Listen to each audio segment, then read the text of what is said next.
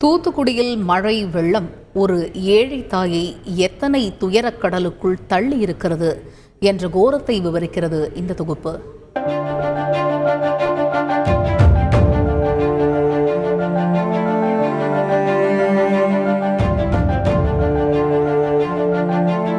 மழை வெள்ளத்தில் பாதிக்கப்பட்ட தூத்துக்குடியின் கடைகோடி கிராமங்களில் காணும் காட்சிகள் காண்போரை கண்ணீர் சிந்து செய்கிறது.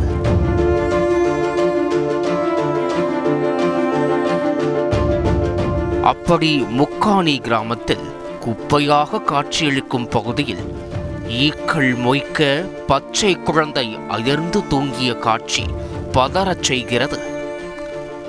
இதுவும் மழை வெள்ளம் ஏற்படுத்தியிருக்கும் கோரம்தான். ஆற்றின் கரையில் இருந்த வீட்டை வெள்ள நீர் அடித்துச் செல்ல கிடைத்த பொருட்களை கொண்டு சின்ன கூடாரம் போட்டு வாழ்க்கையை தொடங்கியிருப்பதாக சொல்கிறார் குழந்தையின் தாய் ஐஸ்வர்யா. தரையில் குழந்தையை தூங்க வைத்துவிட்டு அடுத்த வேளைக்கு என்ன செய்வது என குப்பையாக கிடக்கும் பொருட்களை எல்லாம் காய வைக்கிறார். வெள்ளத்தில் வீடு மூழ்கி சகதியாக இன்று எதுவும் இல்லாமல் அனாதையாக தெருவில் நிற்பதாக சொல்கிறார் ஐஸ்வர்யா. இங்கதான் படுப்போம், ரோட்ல படுப்போம். வீடும் உடஞ்சி போச்சு. என் வீடு தாட்டு தான் கட்டியிருந்தேன், உடஞ்சி போச்சு. இவங்க வீடு தான் இருக்குது. எங்கள் வீட்டில் படுக்கவும் முடியாது. தொழில் கிளியெல்லாம் இருக்குது. என் ஆதார கார்டு, என் ஜெராக்ஸு, பையங்கள சர்டிஃபிகேட் எல்லாம் நினச்சி மழையோடு போயிட்டு. துணிமணி எதுவுமே கிடையாது. வீடு பாத்திரம் கீத்திரம் எல்லாம் போயிட்டு. 40 பண்ணியும் போயிட்டு. எனக்கு 2 வண்டி இருந்துச்சு, அதுவும் தண்ணியோடு போயிட்டு.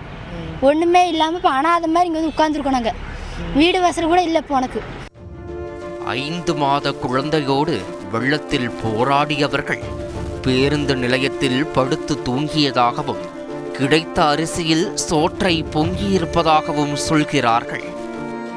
பாத்திரம் கீத்திரம் சோத்து பானை கீத்து பானை எல்லாமே போயிடுச்சு. 5 நாள் ஆச்சு. இன்றைக்கி தான் பொங்குறேன். 5 நாளைக்கு பிறகு இன்றைக்கி தான் பொங்குறேன். இங்கே வந்து 5 நாள் இருக்கிறோம். பஸ் ஸ்டாண்டு எங்கே இருக்குது, ரவுண்டாம் பஸ் ஸ்டாண்டு எங்கே இருக்குது, முக்காணி பஸ் ஸ்டாண்டு எங்கே இருக்குது, அங்கே தான் படுக்கிறோம். எங்களுக்கு இருக்க இடம் கொடுக்கல, குடியிருக்கிறதுக்கு இடம் கொடுக்கல. பிள்ளை குட்டியை வச்சுட்டு மலையில் வந்து கடற்கரைகளை சொல்லி எங்களை யாருமே கேட்கவும் இல்லை. ஒருத்தருமே பாவிக்க கேட்கவும் இல்லை. நாங்களும் அதை கண்டிச்சிக்கவும் இல்லை. எங்களுக்கு உண்டும் சரி வேப்ப மரம் உண்டும், நாங்கள் உண்டும். கிளிபெட்டர் தான் அதில் இருந்து போட்டாங்க. அதில் பிறக்கிட்டு வந்து தான் அந்த பையனுக்கு கரைச்சி இப்போ அவனுக்கு தான் அதை வயிற்றுக்கு ஊட்டி வளர்க்குறோம்.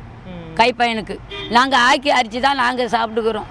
வேற வந்து எங்களுக்கு முக்காணி ஊரில் வந்து எங்களுக்கு எதுவுமே கொடுக்கல. நாளைக்கு தாரேன், நாங்கள் தர்றாங்களா தரலையா. வாழ்வாதாரமாக இருந்த பன்றிகளும் வெள்ளத்தில் செல்ல அடுத்து என்ன செய்ய போகிறோம் என்றே தெரியாமல் தவிக்கும் ஐஸ்வர்யா. குழந்தைக்கு போட துணி இல்லை. 5 நாட்களாக வெறும் பிஸ்கட்டை தண்ணீரில் கரைத்து கொடுத்து நாட்களை கடத்துவதாக சொல்வது காண்போரை உடைந்து போகச் செய்கிறது. என் பாப்பா பேர் தேவா. நேற்று ஃபுல்லாக சளி, வெயிலே படுத்திருந்தேன். நான் வெயிலே மழையிலும் படுத்திருந்தோம். உள்ளே படுக்க முடியாது. ஒரு வீடும் கிடையாது, ஒன்றும் கிடையாது, இடம் கூட இல்லை. ஒரு வீடாக எழுதி கொடுங்க நீங்கள். மாலை ஆனால் கொசுக்கடியில் இருந்து தப்பிக்க விறகு அடுப்புக்கு முன்பு குழந்தையோடு தூங்குகிறார். மழை வெள்ளம் கடந்து வெயில் குளிரில் குழந்தையோடு பரிதவிக்கும் அந்த தாயின் ஏக்கம் எல்லாம் யாராவது உதவிவிட மாட்டார்களா என்பதாகவே இருக்கிறது.